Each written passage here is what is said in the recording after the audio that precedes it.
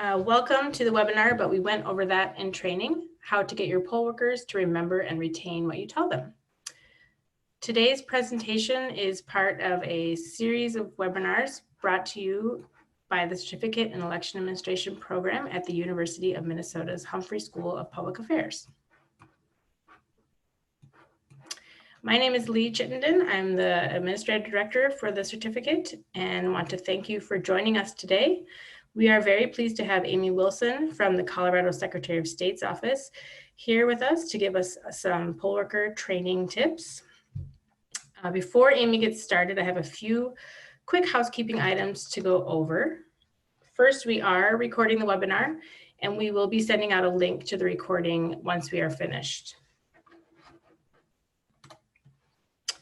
As we go through the webinar, we encourage you to submit any questions you might have about the topic matter. In order to ask a question, you can click on the Q&A button on the toolbar of the webinar screen, highlighted here by the red circle on the slide. This will open a Q&A dialog box where you can type and submit your questions. We will be monitoring questions and we'll get through as many as we can. There's also a chat feature we've been using, which is also located on that toolbar, and you can use that to communicate with us as well. We also wanted to get a quick idea of who is joining us today. So we have a poll here that just asks a few questions about how your current position interacts with poll workers or election judges. So if you just want to fill that out, I'll give you a few seconds to fill that out, and then we can look at the results.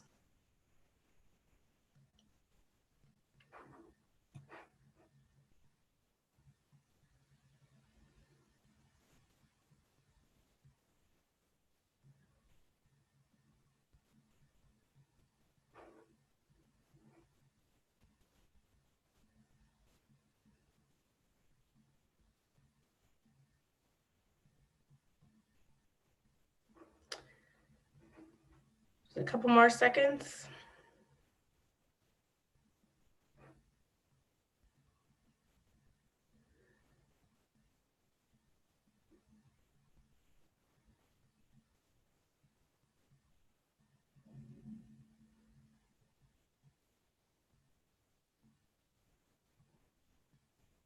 Okay, I think we'll end that now, get a good sense of who's joining us. It looks like a lot of you have very direct experience with training and writing training materials and such, so that's great. This will be very applicable to your jobs then.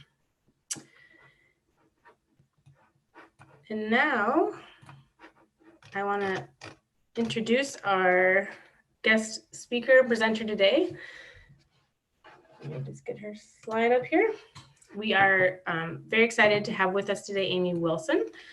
Amy is the training coordinator for the Colorado Secretary of State's office. She has written more than 24 online elections courses and classroom trainings for the Colorado Election Official Certification Program. Amy has worked in the field of elections for more than 20 years, including election director for the state of Utah, where she oversaw HAVA implementation and was a leader in the National Association of State Election Directors. She also worked as the election manager in Arapahoe County, Colorado for several years, where she helped the county transition from polling place voting to mail ballot voting.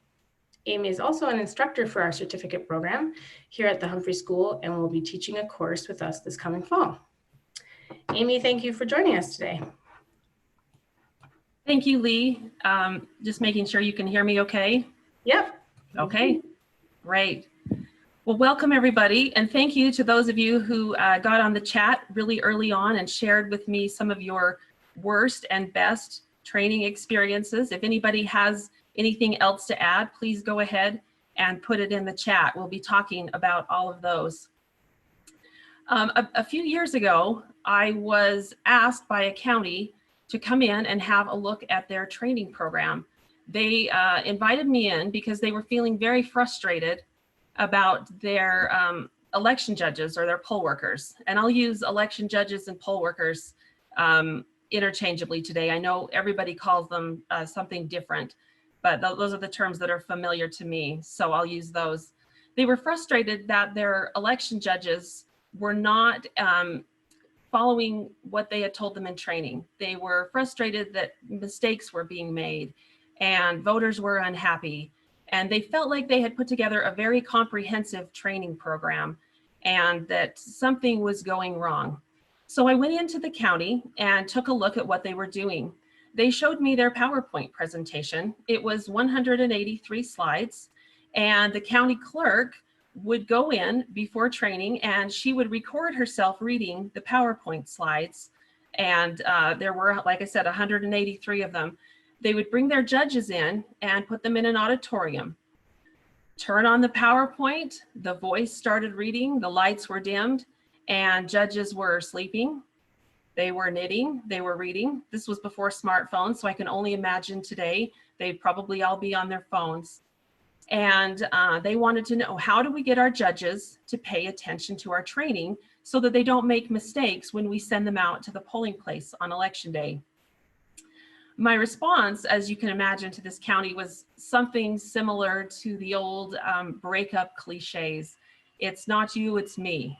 It's not your judges, it's your training that is causing the problems, because there's no way you can put judges in an auditorium and have a PowerPoint read to them and expect them to be able to go and do their jobs.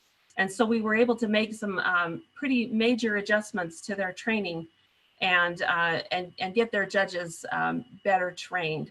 I know many of you mentioned in your worst case, the PowerPoints being read to you. Yeah, that definitely is a barrier to getting judges to remember what you want them to remember. So jumping right in to how do we make sure that our judges can remember what we are telling them in training. Today, we're going to talk about how adults learn and retain information. So I'm not going to tell you what to tell your poll workers and how to train them. We're going to talk about how adults actually learn and retain so that we can change up some of our trainings to help them better learn. Because as I said, it's not always them, it's sometimes us. All of the things that I talk about today are going to be no cost or low cost ways to improve your training. Little tricks and things that we can use that don't require any adjustments to our budgets.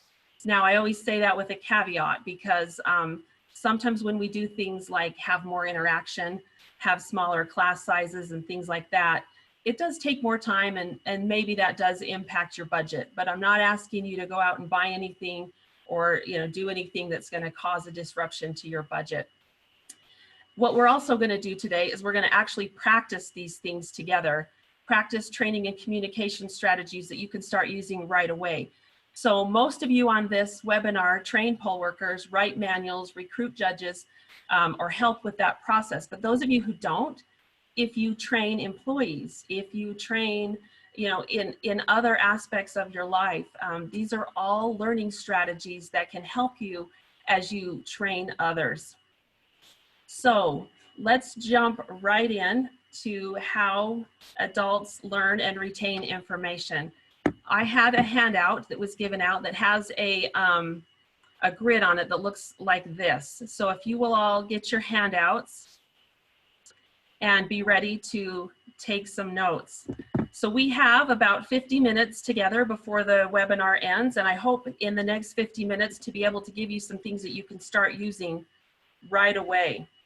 So let's look at this chart here, and we're going to talk about learning strategies in general. So this is kind of a watered down version of a pretty scientific learning principle. So there's a little more to it than that, but for our purposes, let's just kind of go with this so you can see how this works. Okay, so 10% is the number that we would remember when we hear something, okay? So we retain about 10% of what we hear. So going back to my story, the county that was training their election judges with just a PowerPoint, just having their judges listen to it, all they were doing was hearing, they would expect that their judges would retain about 10% of what they heard. So all you do is hear it, you retain about 10%. All right, so my friends in that county that maybe had a 90-minute training, let's take that math and say those poll workers would remember about 9 minutes of a 90-minute training. And my question is, which 9 minutes of that very important training do you want them to remember? I suspect you want them to remember much more than 9 minutes of your training. But if all they're doing is hearing it, that's all the retention that you're going to get. Now, let's bump that up to 50%. If we want 50% retention, we need to have people writing things down or interacting with something where they can write or take notes. Now, I certainly don't expect that you're going to have your judges take notes as if they were in a college class, but there are some things that you can do to get your judges writing things down. For example, I'm having you, hopefully, you're writing this down in your grid. That gets the retention up, it banks it in our memory a little bit better. Okay, let's get ourselves up to 75%. Say it. When we say something out loud, it goes into our memory much better.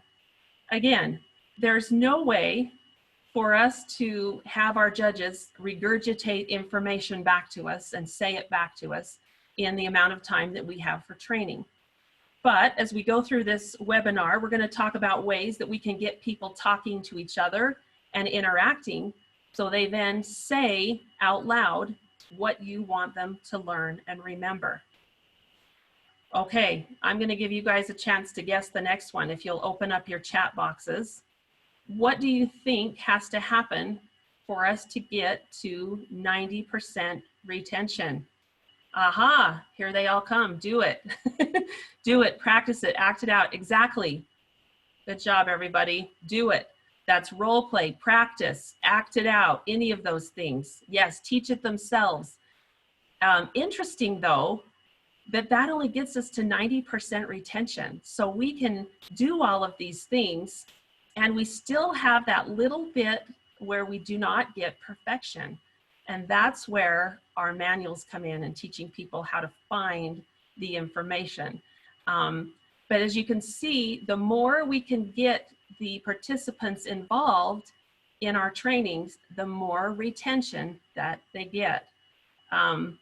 I love that the person said, that's why color-coded checklists are awesome. Yes, there's lots of ways that we can get people interacting more and participating more.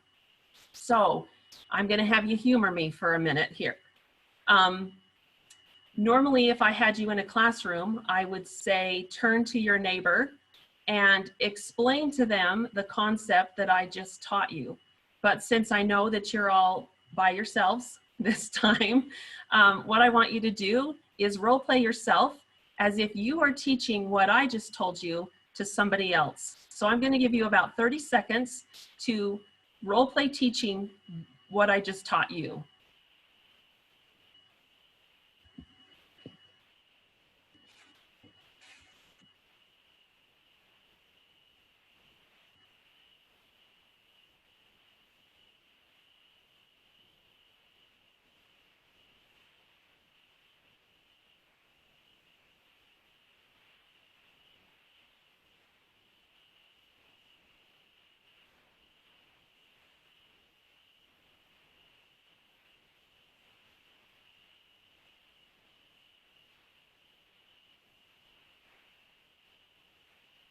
Okay, I'm going to stop you there. Like any good trainer, I'm not afraid of a little silence.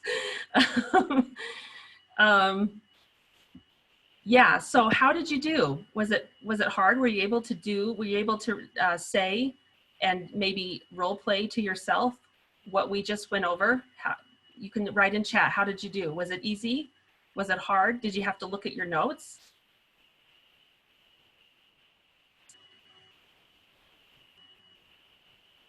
I hope you had to look at your notes. I hope it was that was something that you were able to refer back to. Yeah, easy. Looked at the notes. Notes are helpful. Good. Writing it down helps it go bank into our memory. Saying it and doing it. So good if you looked at your notes. That was what you were supposed to do. And yes, role playing with one person is a little bit difficult.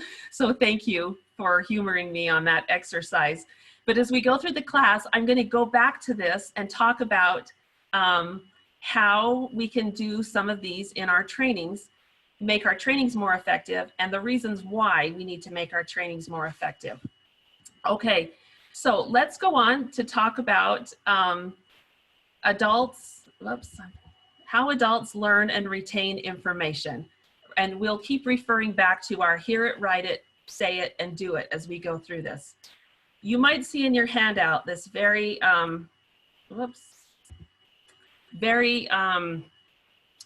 something may sound not very nice. Adults are negative. Unfortunately, this is true when we come into a training. Adults tend to not have a good attitude when they come to training. It's not a criticism. It's not me, trying to criticize adults, but we do. We come in and we say, oh my gosh, it's another one of those sit in the auditorium and listen to a PowerPoint. I have so many things that I could be doing that are much more productive. I have to be on this webinar today, and I'm going to hear about poll worker training, and it's my lunch hour, and I have other things I could be doing. And, I've already done this for 10 years. I've been a poll worker for 10 years, and I'm here again.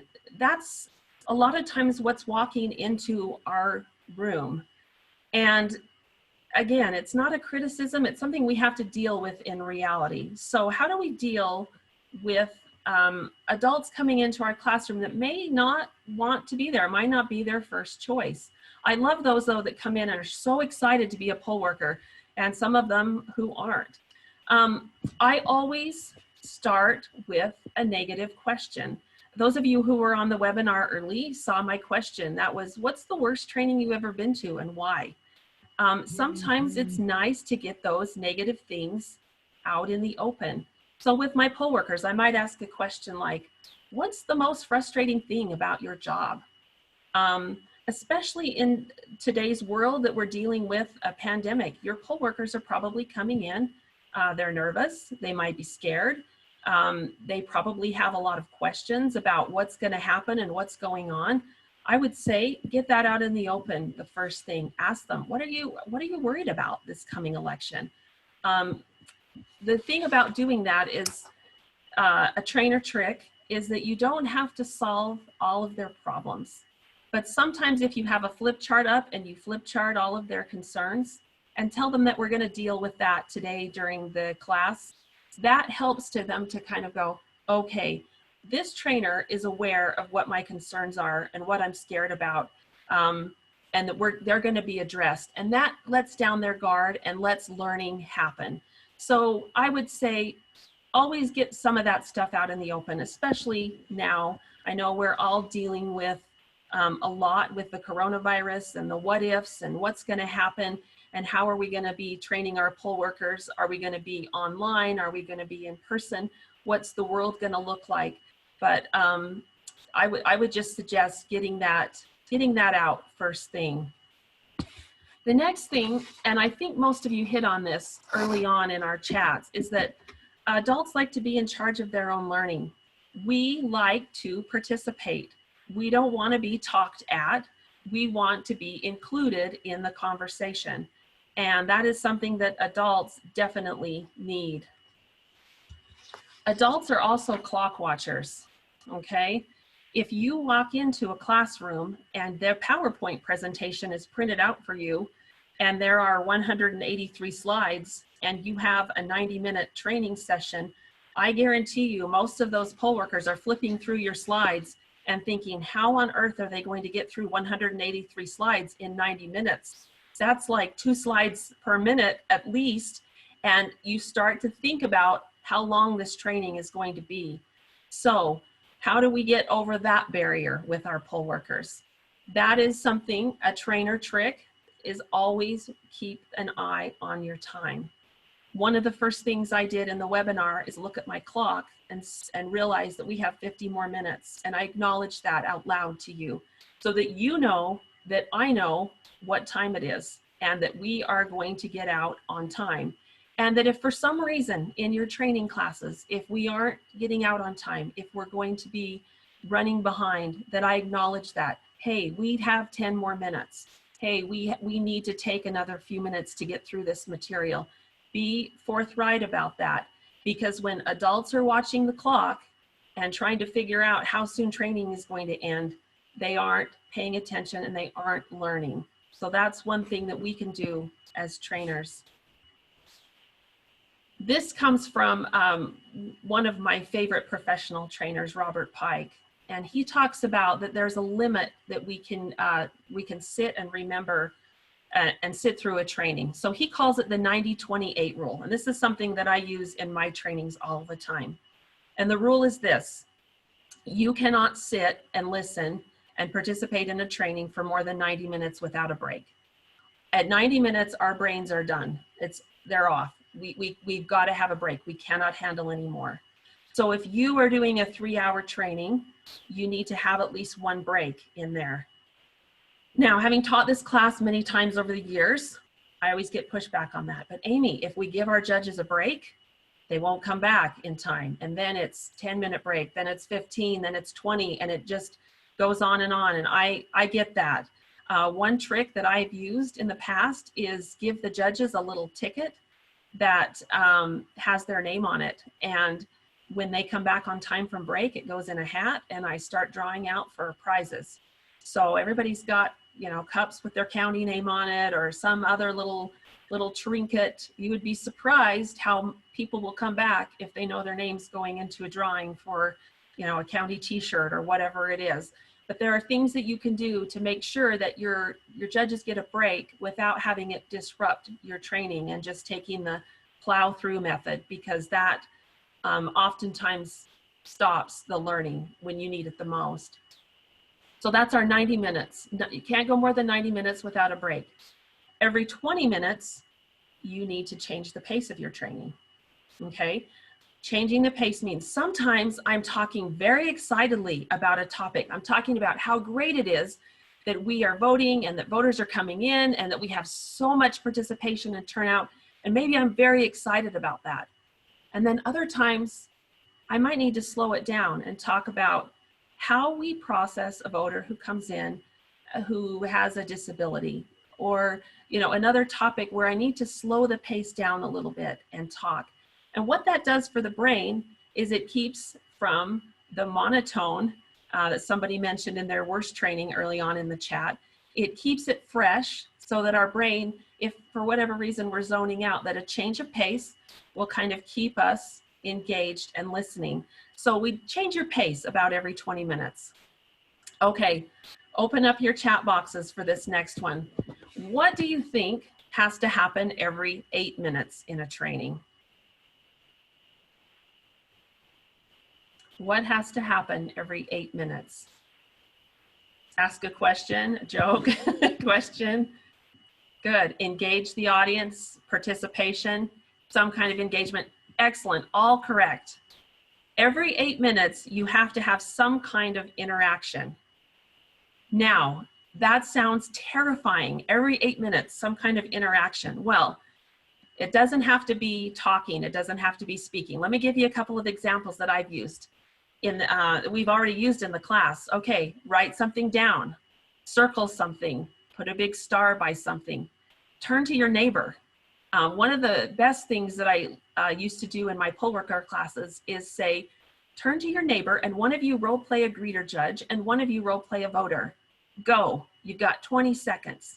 Turn to your neighbor. And then that neighbor is somebody that they're probably going to be interacting with during the day. So it kind of breaks the ice, it gets them interacting. Ask a question. That is a great way to get interaction. You can even do a stand up if you've been an election judge for more than 10 years.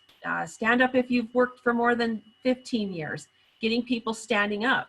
Also, raise your hand. Raise your hand if you've ever had a voter come in that was in the wrong polling place.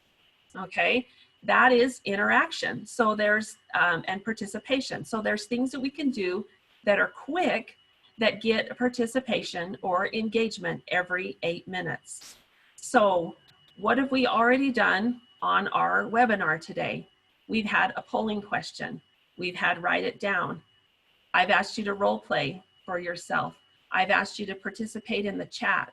So these are all ways that even if we're doing online training, which I know a lot of you are thinking of moving to when we, as we're dealing with this pandemic, that we can still do those things even if we are not in person. We have to modify a little bit for online, but we can still have interaction, and we've done all those things today. Okay, this is another great trainer tip, is people will remember what you do first and what you do last in your trainings. Okay, I hope that today one of the takeaways that you'll have is our chart about the hear it, write it, say it, do it. I hope that's something that you'll take away, because that's what we did first. And I felt like that was the most important thing to give to you today. So a lot of us, when we train, we like to go chronological order, right? We like to start at the beginning of election day. We like to say, bring your lunch, don't forget to park in the back, don't wear political t-shirts. We start with some of that housekeeping stuff.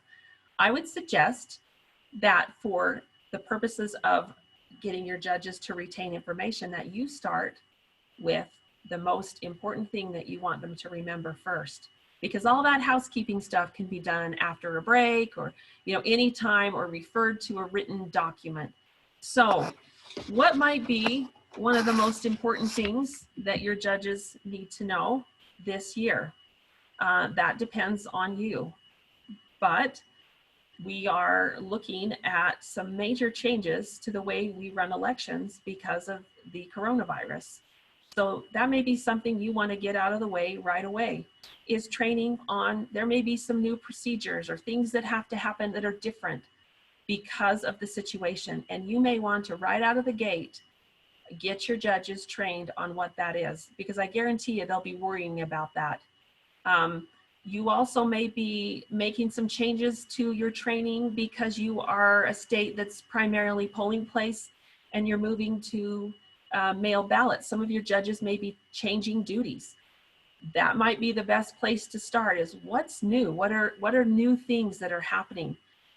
Maybe your judges have the hardest time setting up voting equipment or getting the laptop up and running. Do it first or do it last, because if it's in the middle, it gets lost in the middle. So that's a different way to think about training as opposed to doing it chronologically, but it's definitely a trick that works when you want retention. The last tip that I'm going to give you about adult learners before we move on is what I like to call know, feel, and do. And when I start a training, at the beginning of every training, I make a list of what I want my judges to know, knowledge-wise, what I want them to know, what I want them to feel, and what I want them to do when training ends, okay? Again, a lot of us, when we realize that we have to train our judges, will immediately open PowerPoint and start typing chronological laws and rules and so forth. But I'm going to ask you to think about it a little bit differently. What do you want your judges to know? What do you want them to feel? And what do you want them to do? And then write your training around those things. Now, what do you want them to know? Well, you want them to know where their polling place is that they're working. You want them to know how to process a voter. Feel. I get pushback on this in every single class that I teach, because I've had people say to me, I don't really care how they feel. Their feeling isn't important to me. I just want them to come in, we're paying them, they need to do a job. But you miss out on an important component of training, in that there are things that we need our judges to feel. So I'm going to ask you to put in chat, open up your chat again. What do you want your judges to feel at the end of your training? Confident. I love that one. Confident, empowered, ownership, excited. Yes. Proud, knowledgeable. Yes. Appreciated, competent. I love it. These are great. Experienced, wonderful, that they're important to the process, that they feel that they know what's expected of them. Ready. Absolutely. These are all great things that we want our judges to feel. Optimistic. Okay. Does your training facilitate that?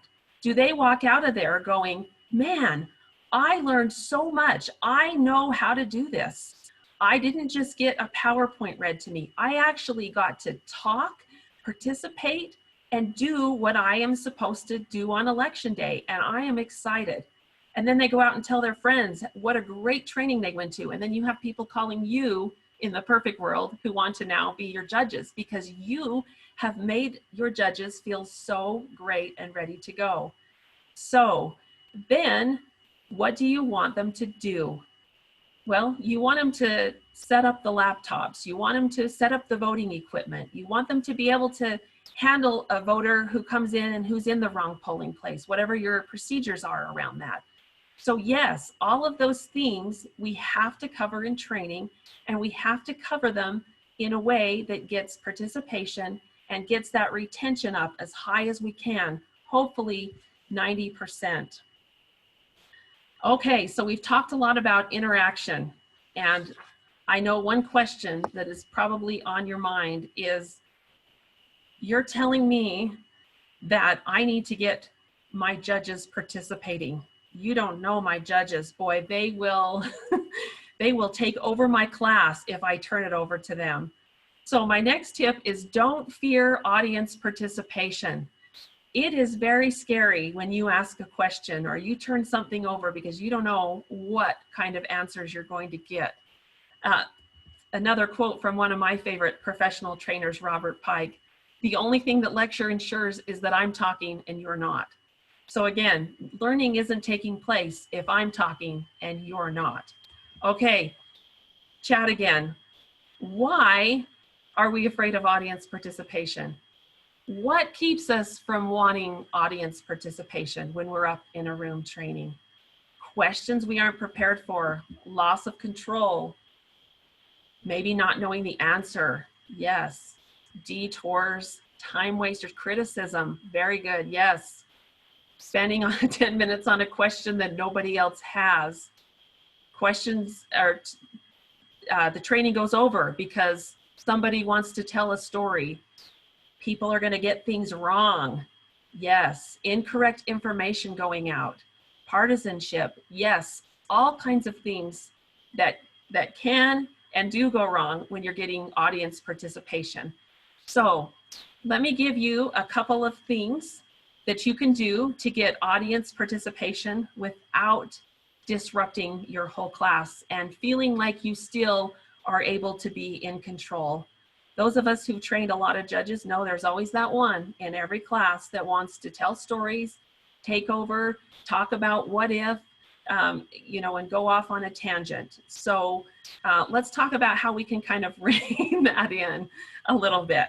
Okay, so let me give you an example of how to get some audience participation without disrupting the class.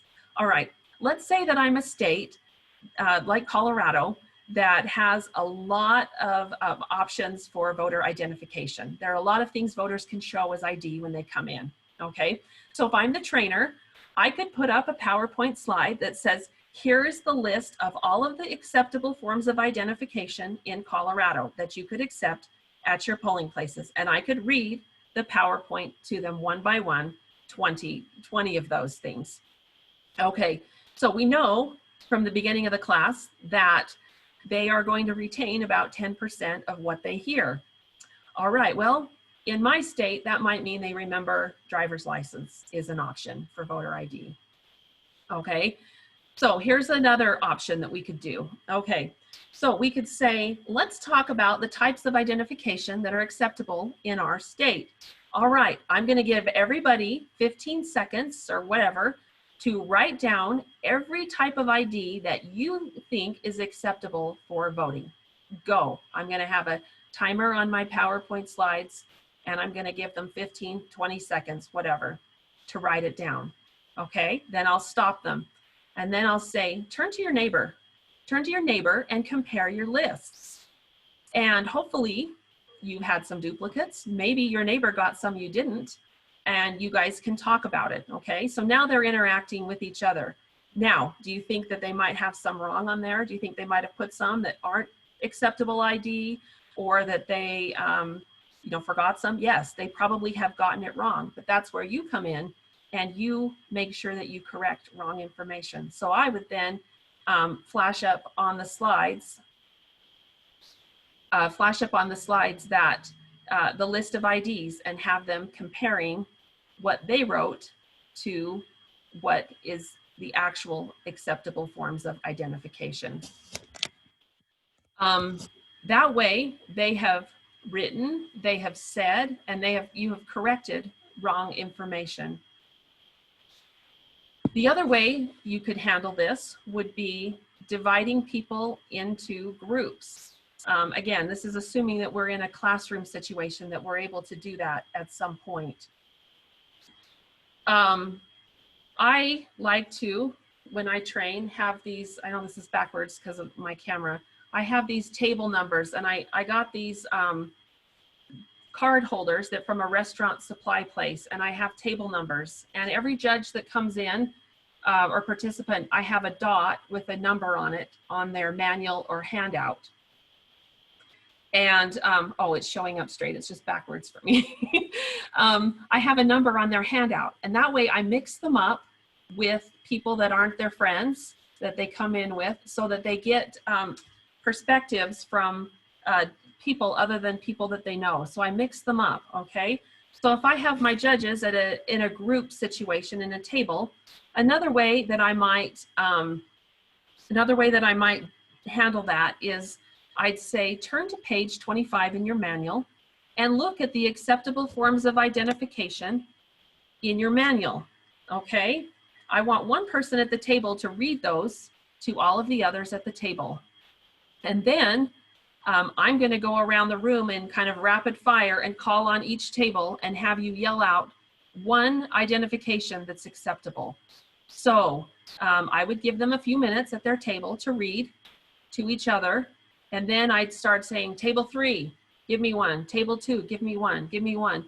And that way they've had time to discuss it and read it in their group. And then we're sort of rapid fire shouting them out. It helps them to hear somebody besides me and pay attention. So pay attention to what's been said previously so they don't duplicate. Okay, so those are two ways that you can use audience participation without completely hijacking the class with somebody's question. Another thing that you can do is if you get that one hypothetical question that somebody just isn't going to let go, is always have a flip chart handy in your classroom. And somebody asks a question that is going to take you off on a tangent. We call it the parking lot. Let's parking lot your question and we will get back to it. Or we will address this a little bit later. And if I don't address it to your satisfaction, come and talk to me after class. So that question gets acknowledged, that hypothetical gets acknowledged, but it doesn't take away from the class. So those are a few things that you can do for audience participation when you need to have that participation, but you don't want to lose control of the class. Now, will people get wrong information if you turn it over to a group? Yes, they will. They will get wrong information because some judge will tell them something that happened and the way they handled it, and it will be wrong information. So how do we deal with that? Okay, if I turn over a group, a table and say, discuss how you issue provisional ballots when a voter comes in and they need a provisional ballot, discuss that at your table. Somebody will probably get wrong information. But what I always do is say, look in your manuals and find out if this is correct. Always give them a place to go to find the correct answer and get it right. I always walk around the room as well, because I can hear if something's being said incorrect at a table, or have some of my staff walk around so that we then can address it to the whole group if we hear something that is totally wrong. But group discussions are good because they're learning from each other. Some of your experienced judges are teaching, and I will admit that I have in the past rigged my rigged my table arrangements based on getting my experienced judges and my new judges mixed together, so that I have some assurance that that the information when I turn it over to discussion is going to be good information. And when it's not, I need to make sure that they have a way to correct that I either correct it or that they go to their manual to correct it.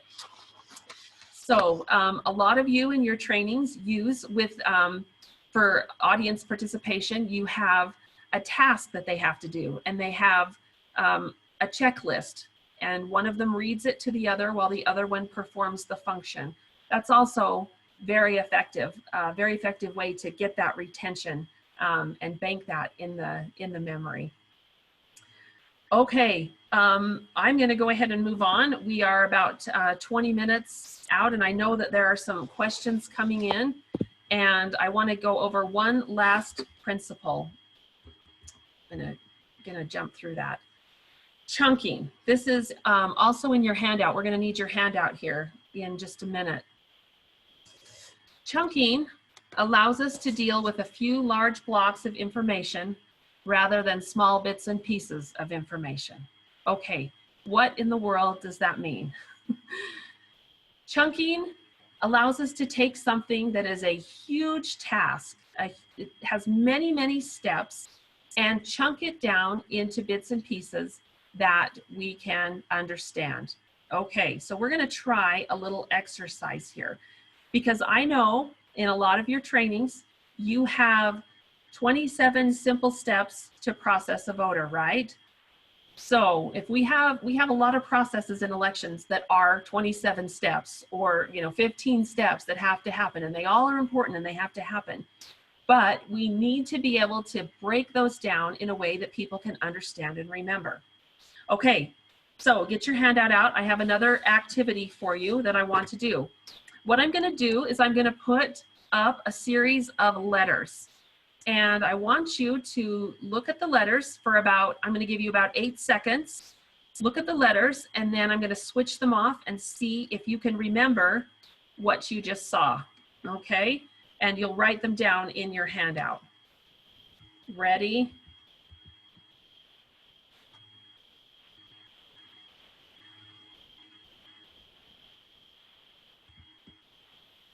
Okay. Go ahead and write down in your handout or on a piece of paper what letters you just saw there.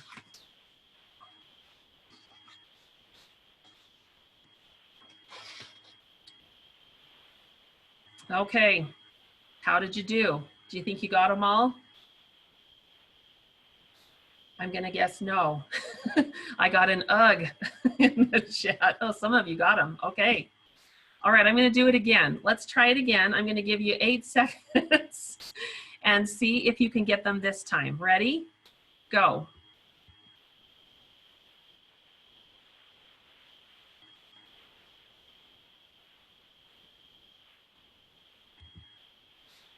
Okay, how did you do that time?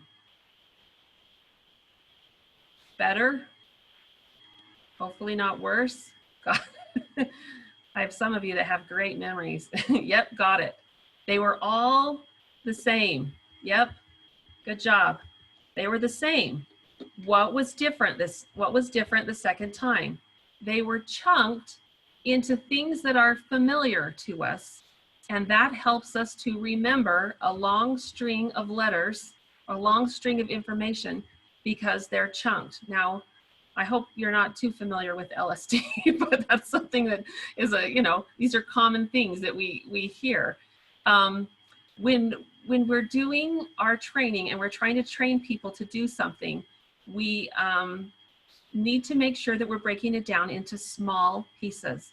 Now, research tells us that groups of threes make our brain happy, thinking in threes, okay? We have threes that just roll off our tongue. Peter, Paul, and Mary, snap, crackle, and pop. These are groups of threes that we can remember very easily. And if you start looking around in marketing, you'll notice that a lot of people have these in their marketing strategies. Our company is innovative, creative, forward thinking. They group things in threes because our brains like that.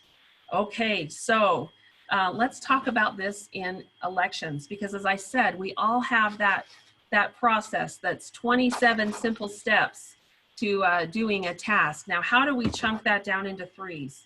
Okay, let me throw this out. All right, I have my poll workers who've come in, and I'm going to tell them that their task is very easy. that all they have to do is process a voter. It's 1, 2, 3. All I have to do to process a voter, ask for their name, ask for ID, have them sign in. 1, 2, 3. Super easy, right? We can all remember that. 1, 2, 3. Ask for their name, ask for ID, sign them in, or whatever your process is. Think about how you can get things down into 3s. Now, yes, I know there's more steps than 3, but then how do we, underneath those steps, maybe think about those things in 1, 2, 3. Okay, so let's get the chat open again, and tell me something that your judges need to do. I'm going to pick one, and we're all going to practice helping you chunk that down into 3. So what is a task that your voters have to do?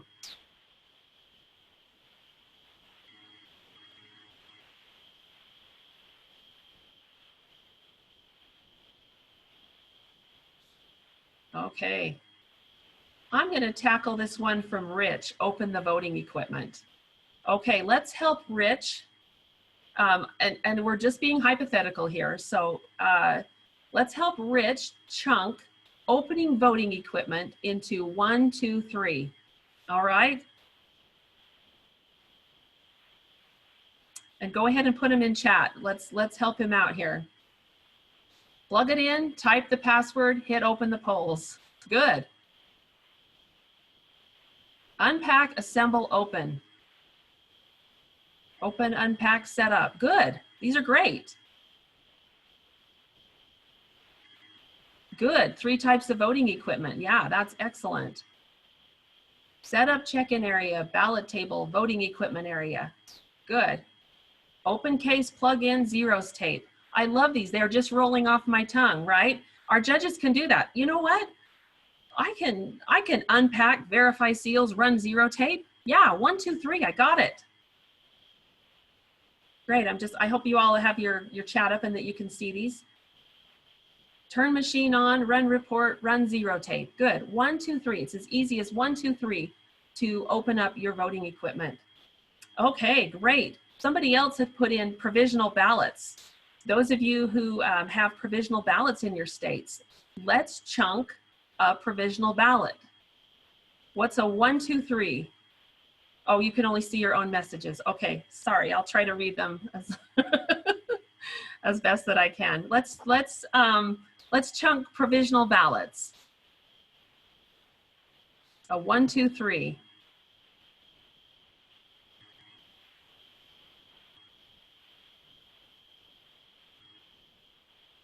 Oh, okay, that's switched, so you should be able to see each other. Okay, thanks, Lee, for doing that. Verify, sign them in, let them vote. Good. Verify, sign them in, let them vote. ID, fill out affirmation, ward and sign. Good. 1, 2, 3. Call EC, fill out envelope, vote. Good. 1, 2, 3. Great. These are all great. Now, again, I know it's much more complicated than that, but as you go through your training class, you can keep referring back to that 1, 2, 3. All you have to do to process a voter is ask their name, ask for ID, sign them in, right? And now we're at the ask for ID stage, and we're talking about that. So start to think about the tasks that you have in 1, 2, 3, because that helps people remember. And once they have that 1, 2, 3 down, then they can go to your manual if they need the extra steps. But probably once they've done and practiced the extra steps, that 1, 2, 3 will stay in their mind, and everything else will hopefully either come naturally to them, or they at least know in the manuals where to find it, and they can rely on the practice that they got during your class. So great. You can keep practicing this with any task that you have, and try to think about, if you've got a very long process, really chunking that down into 3s. Okay, so we've come to the end of the class. We'll have about 10 minutes for some questions. I know I've seen some questions come through. So I'd like you, as we conclude, to think about what you've heard today, and think about what can you start doing today to improve your training? Is there anything you heard today that was like, I think I can do that. I think I can do that in my trainings. And what can you start doing today? Is there anything that you found that you might stop doing? Hopefully not, but sometimes that's a good check to see if there's something I'm doing that maybe I need to stop doing. Have you heard today, and I hope that you have, things that you will continue doing? Are you already doing these great things in your training and you just need to continue? I hope so, because I know I've been to at many trainings and participated in many that are really doing well, but I hope that you have found something today that is a little tidbit that can help you, especially in elections. I feel like we have opened up so much by inviting other experts in. We've invited security experts in. We've invited graphic design experts, process experts to help make our process better. And that with a little bit of training tips and training professionalism, without spending a lot of money, we can actually empower our judges and help them to succeed and feel good about what they do at the polling place. I know that many of you are facing some really hard times in the next few months with your elections and how are things going to go. All of these things can be used whether you're training in a classroom or you're training virtually. They're all things that you can start doing pretty immediately. And with that, I'm going to take some questions. Yeah, we've got a few questions here, Amy. Okay. One goes back, I think, a little earlier in the training, but they were asking about their PowerPoints are generated by the state, and they don't like for us to make changes to it. How can we work around that? Okay. When you have a training that's mandated by the state or and there's really not a lot you can do to get around. A couple of things I would suggest if you have this leeway. You can always stop and start them and inject something, an activity in there. I'm assuming you have that leeway. That's probably a pretty big assumption. But if you do, I would suggest stopping and starting and interjecting where you can. Because yes, a lot of us there are certain things that have to be said and trained on, but is there something today that you have heard that, the state mandates your training that you can stop the PowerPoint, do an activity, talk, get interaction going, and then restart it so that you're making sure that you've hit what the state has mandated, but that you're also using good training techniques. Now, that probably adds time to your training and that adds a lot of effort. But it's certainly something that you can do if you're able to, if your law allows that. If the person who asked that question, if you want to jump on chat, if there's more that I need to know, I'm happy to keep brainstorming on that with you, or you want to contact me directly, I'm happy to review that. I work for the state, and I would say give feedback. Give feedback about that, and I certainly would welcome that as the trainer for the Secretary of State's office here. My contact info will be at the end of the presentation. I'll give you my email address, and I think she has my phone number on there. Quick question here, Amy. Do you have a recommended number for in-person class size? I do. I recommend very small classes. I mean, in the ideal world, I would say 30, but that causes, I know that's very, very difficult to do, because if you limit it to 30, then 30 is pretty ideal to manage a classroom. If you start to do that, you increase your number of training sessions, then you increase your number of days. And I'm very aware that that's a problem. I have comfortably done classes with 60 to 90 people, and that would probably be about my max. I definitely think auditoriums full of judges, or judges sitting, classroom style, hundreds of people, that there is, you're just not going to have learning take place. So if you need to find a happy medium, I would say 60 to 90 is fairly manageable. But I know that that is also very difficult in some cases where you're training thousands and thousands of people. Thank you. Another question from Bill Spillman. Long-term judges can get set in their ways. Are there any tips for breaking old or bad habits? That is the age-old question in training, and we like to call it teaching old dogs new tricks, and that one is tough. One of the things that you can do with your old judges when they have a knowledge base that goes back many years is bring them in early on and let them be part of your new training. Ask them, what have you guys done in the past? That is one thing that everybody likes to share. How have we always done this? Great. Okay, thank you. Now let's build off of what we've always done, recognizing that we have some new procedures that we need to do. So I would say my best tips are bring them in maybe before your training and get their feedback, or call them, talk to them somehow and let them know, draw on their experience. What do we do now? What has happened in the past? And then how do we incorporate these new things and into these, how do we incorporate changes into what we've done in the past? So part of it is about their buy-in, and part of it is about using their expertise as a building block. Because what we don't want to do is say, scrap it, we're never doing that again. One strategy is to say, this is how we've done it, and let's build on that with any new material that we need to do. Because nobody wants to hear, even if it's true, that they have to scrap everything that they've learned in the past. No, let's build on it rather than scrap it. Great. Here's one from Nicole Tingley. Sounds like they have video training. Do you have any suggestions for incorporating some of your techniques in a training that is a video that judges can watch on their own time?